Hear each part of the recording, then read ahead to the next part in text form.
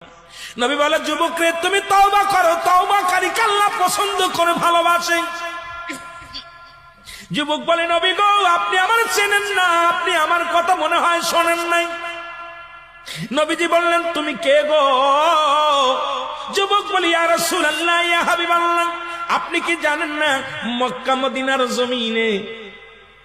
মদিনার জমিনে যত কবর দেয়া হয়, এই কবর থেকে লাশ কাপনের কাপড় চুরি হয়ে যায়। নবী গো আপনি কি জানেন না? নবী কয়, হ্যাঁ আমি জানি, কাপনের কাপড় চুরি হয়। স্ত্রীতে কষ্ট থাকতে পারে। নবী চোখের পানি ছেড়ে বলল, যুবক রে, মানুষ যাবার পরে 3 টুকরা কাপড় মাত্র সঙ্গী।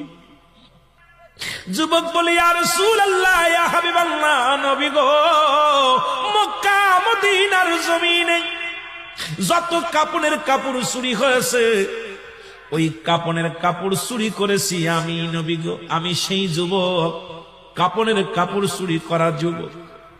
আল্লাহু আকবার। আল্লাহর নবী ডাকতে বলে, যুবক রে, ও যুবক শুনে নাও, তুমি কেমনে এই কাজটা করলা? তুমি মানুষের কাপনের কাপড় চুরি করলা। এ যুবক, দুনিয়ার মধ্যে কি আর কোনো কাজ পাও নাই? যুবক বলে, ইয়া রাসূলুল্লাহ, ইয়া হাবিবাল্লাহ, নবী গো, ও মায়ার নবী, আমি ভুল করেছি, আমারে আপনি তওবা করে দিন, আল্লাহ যেন আমারে মাফ করে দেয়। যুবক বলেন, আল্লাহর নবী বলে, যুবক রে তুমি তওবা করো, তওবা করলে আল্লাহ মাফ করে দিবে। যুবক বলে, নবী গো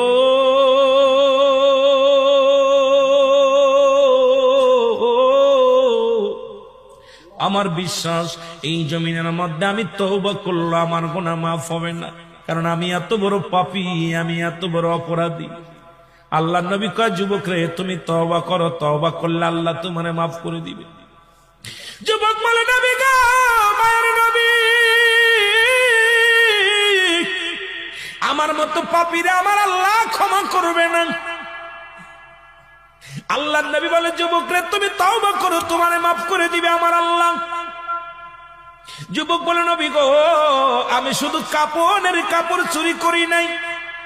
নবী গো মক্কা মদিনা অনেক দিন যাবত মানুষ মরে না, অনেক দিন যাবত মানুষ ইন্তেকাল করে না, আমিও কাপনের কাপড় চুরি করতে পারি না, আমার ব্যবসাটাও ভালো হয় না। হঠাৎ শুনতে পারলাম পার্শ্ববর্তী এলাকার মধ্যে একটা মহিলা মারা গেছে, সুন্দরী এক যুবতী মারা গেছে। আমি দৌড়াইয়া গেলাম, নিজে তার জানাজায় শরীক হলাম, দাফনে শরীক হলাম। সারাদিন অপেক্ষা আছি কখন রাত নেমে আসবে, কাপনের কাপড় চুরি করব। সব মানুষ যখন রাত্রে খাওয়া দাওয়া করে নির্জুম হয়ে গেল, আমি আস্তে আস্তে করে গোরস্থানে ঢুকলাম। গোরস্থানে ঢুকিয়া আস্তে আস্তে করে কবরের মাটিগুলো সরাইলাম। কবরের মাটি খুঁড়িয়া নবী গো আল্লাহর নবী দেখতে বলে, যুবক তুমি কি শুনাইলা? যুবক বলে, মায়ার নবী গো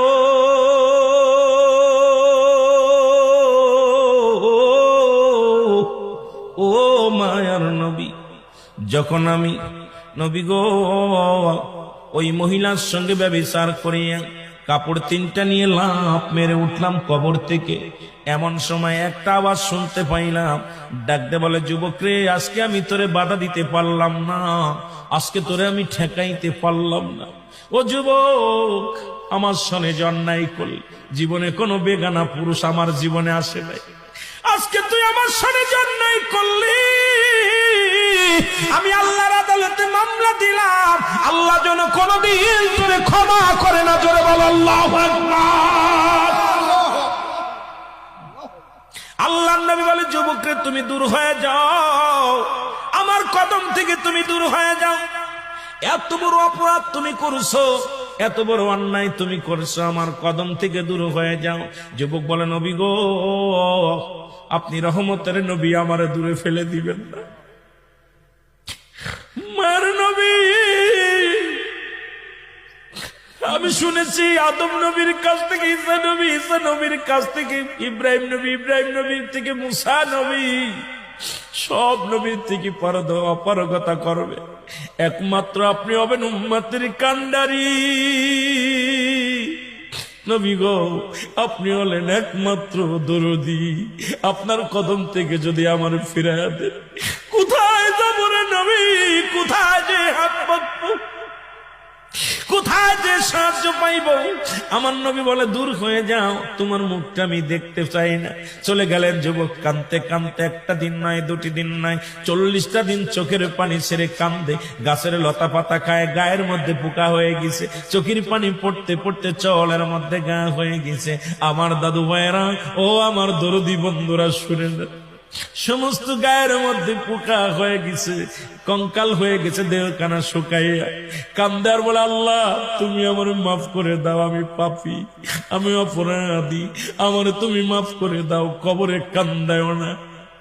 আল্লাহ, মানুষের প্রথম বিপদ হলো মরণ, দ্বিতীয় বিপদ হলো কবর, তৃতীয় বিপদ হলো কিয়ামতের ময়দান।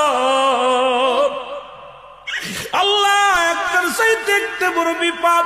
তুমি আমারে মাফ করে দাও, আমারে তুমি ক্ষমা করে দাও আল্লাহ। ও আল্লাহ, তুমি আমারে মাফ করে দাও। কানতে কানতে যুবকের দেহখানা কঙ্কাল হয়ে গেলেন। এলহাম আলো, যুবকের আর কান্দিস না, তোর চোখের পানি আল্লাহ সইতে পারে না। যিনি আসমান জমিনের মালিক, এই ভূখণ্ডের মালিক, যিনি চূর্ণ বিচ্ছিন্ন করে দিবে জমিনটা, আল্লাহ বলে, কুল্লু মান আলাইহা ফান, সব কিছু শেষ করে দিবে আমার আল্লাহ। আল্লাহ বলে, বান্দারে, এই জমিনটা চূর্ণ বিচ্ছিন্ন করে দিব আমি। এই জমিনের মাটিগুলো পুড়ায়া তামা বানায়া দিব আমি। এই জমিনের যত পানি আছে, পানিগুলো পুড়ায়া ছাই বানায়া দিব আমি। আমি আল্লাহ, যেদিন কিচ্ছু বলতে কিচ্ছু থাকবে না, সেদিন থাকবো শুধু আমি। আমার কথা না, কোরআনের কথা শুনে না। আল্লাহ বলে, কুল্লু মান আলাইহা ফান, সব কিছু শেষ করে দিবে আমার আল্লাহ। আল্লাহ কয়, বান্দারে, সেদিন থাকবো শুধু আমি আল্লাহ, আর আমি থাকবো আমার নবীর ভালোবাসা নিয়ে। বন্ধুরা, তেলের কান্না লাগে, শুইনা লাও গো, আজকে সেই আসমান জমিনের মালিক যিনি, তার কাছে ফিরে যাব আমি। জোরে বলেন ঠিক কিনা? এ দরদি বান্দা, শুনে নাও, যুবক কানতে কানতে রাসূলুল্লাহর কদমের মধ্যে হাজির হয়ে গেছে গো। নবীজি বলে, যুবক রে, তুমি আবার কেন আমার কাছে আসলে? যুবক বলে, নবী গো, আমি আপনার কদমের মধ্যে আসছি, আপনি আমারে আবার তওবা করে দেন, আমার কোথাও যাওয়ার জায়গা নাই। নবী বলেন, যুবক তুমি আবার কেন আসছো? আমার জিবরিল আমিন ডাক দেখায়, নবী গো, যুবকের আর কান্দায়েন না।